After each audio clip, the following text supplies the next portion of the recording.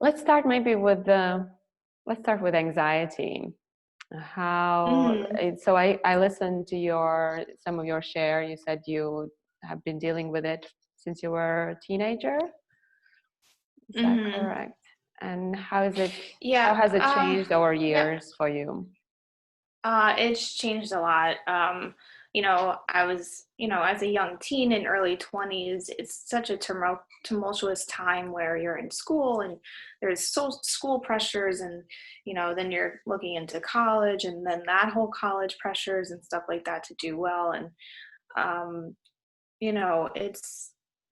it's changed a lot because it stemmed from trauma for me. I mean, I had something traumatic happen with me and a family member of mine. So that kind of triggered it. And then, just learning how to overcome those feelings and just be okay with being sensitive, Mm. because I think that's where a lot of the anxiety came from. Like, I shouldn't be so sensitive because everybody's like, stop crying about it, or, like, suck it up type of thing. But, like, once I started accepting that I was I'm a sensitive person.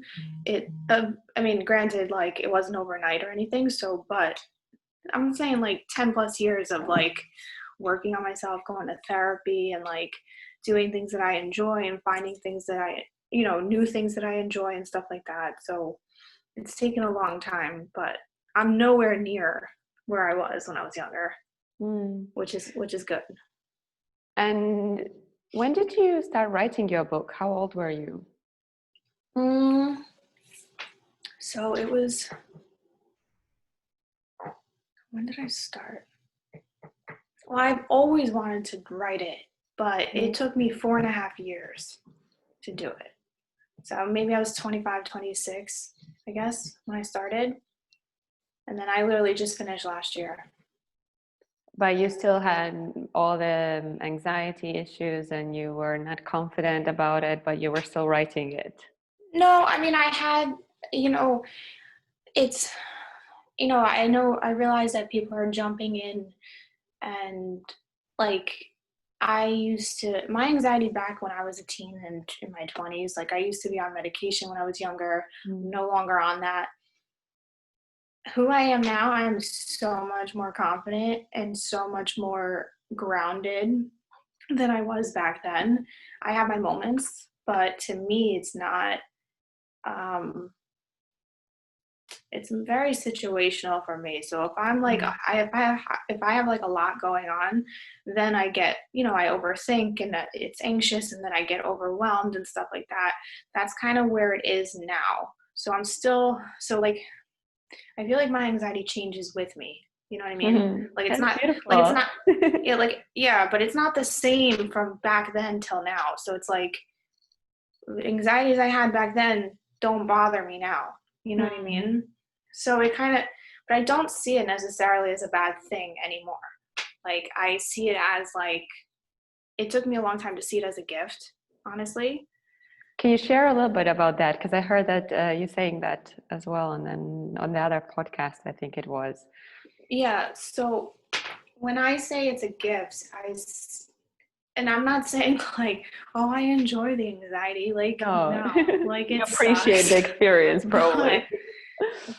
yeah, I appreciate it because to me, that is my cue that, okay, like, I'm not listening to myself, or like, I'm not listening to my body. Like, my body is screaming Mm. out and it's like telling me, like, hey, pay attention. You know what I mean?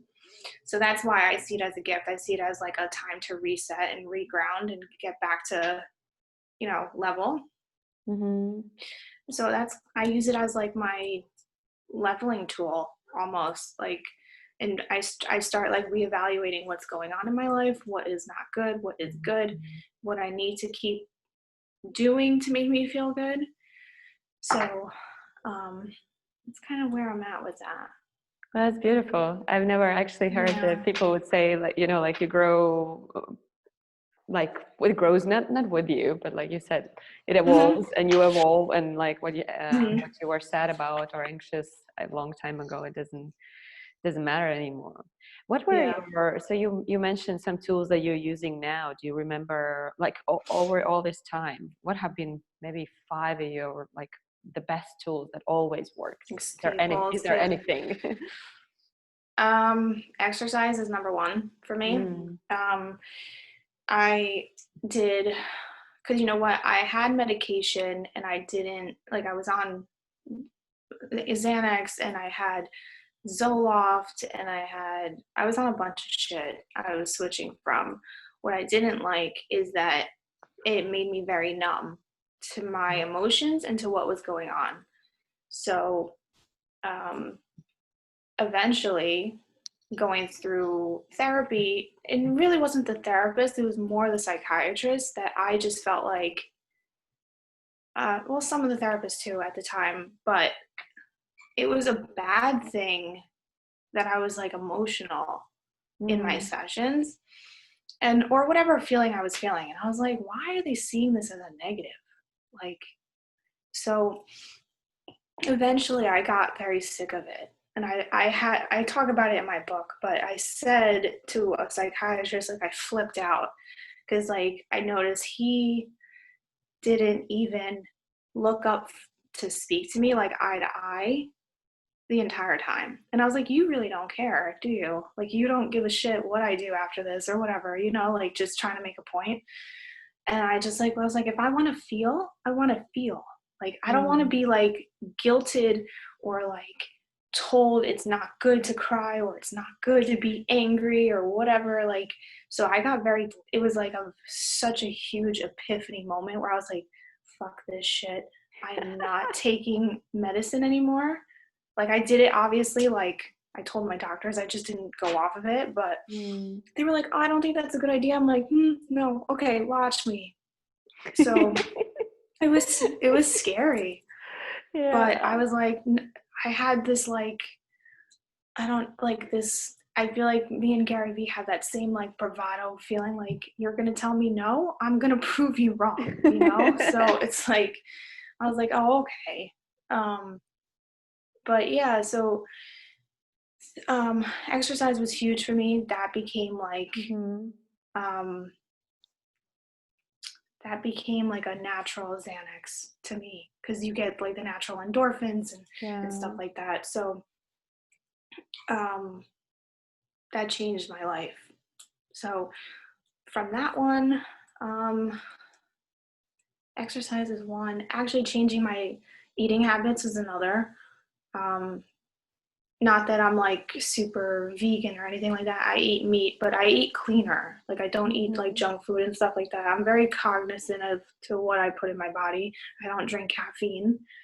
Yeah, I That's heard that. That's super. yeah. Because I heard from so many when because I do on and off some podcasts on anxiety and depression, and Mhm. caffeine is one of the things so many mention. And like you even said about the Mhm. chocolate, because I've noticed that for myself. I'm like, Yep. why am I Mhm. shaky? Mhm. I'm like, yeah, because I just Mhm. had like, and I love the dark chocolate because I'm afraid of Yeah, I sugar. do too.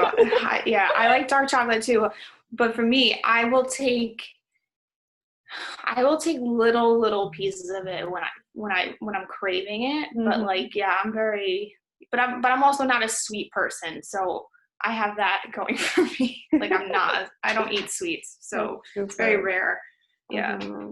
Um, but yeah, Was so there chocolate. anything else specific that you noticed, like caffeine, like cutting out caffeine, or yeah, the chocolate, or something that was like that really helped you?